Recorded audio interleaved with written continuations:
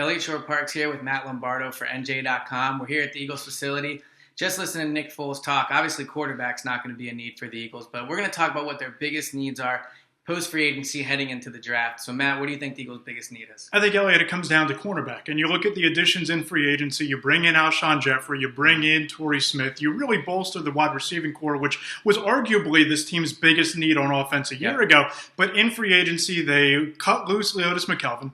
Nolan Carroll signed with the Dallas Cowboys, and you're left with essentially Jalen Mills, Ron Brooks, and a cast of players that are on futures contracts. So I think the Eagles are fortunate in that you look ahead to the draft, guys like Tease Tabor, Quincy Wilson, one of the deepest cornerback prospect classes we've seen in many years. It's a perfect time for them to address that need at corner early and I think often in this draft class. Yeah, cornerback's definitely a need for them, but I think even after signing Alshon and Torrey Smith, you can still point to the fact that they need a long-term playmaker on this roster. Alshon's only here for 1 year. Torrey Smith is essentially here on 3 one-year deals. He's not here.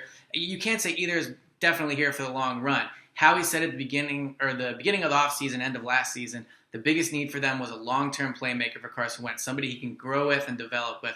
Alshon might be that, but he's not that yet. Torrey Smith probably isn't that. So when they go into the draft, number 14, or even the top of the second round, I think they can look for a guy like a Mike Williams from Clemson, John Ross from Washington, a running back like Dalvin Cook, and then at the top of the second round as well. I think they can still go best available player.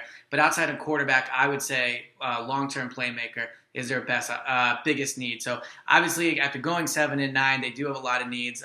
We'll be here all out season giving you guys Eagles information. So make sure to tune in at NJ.com.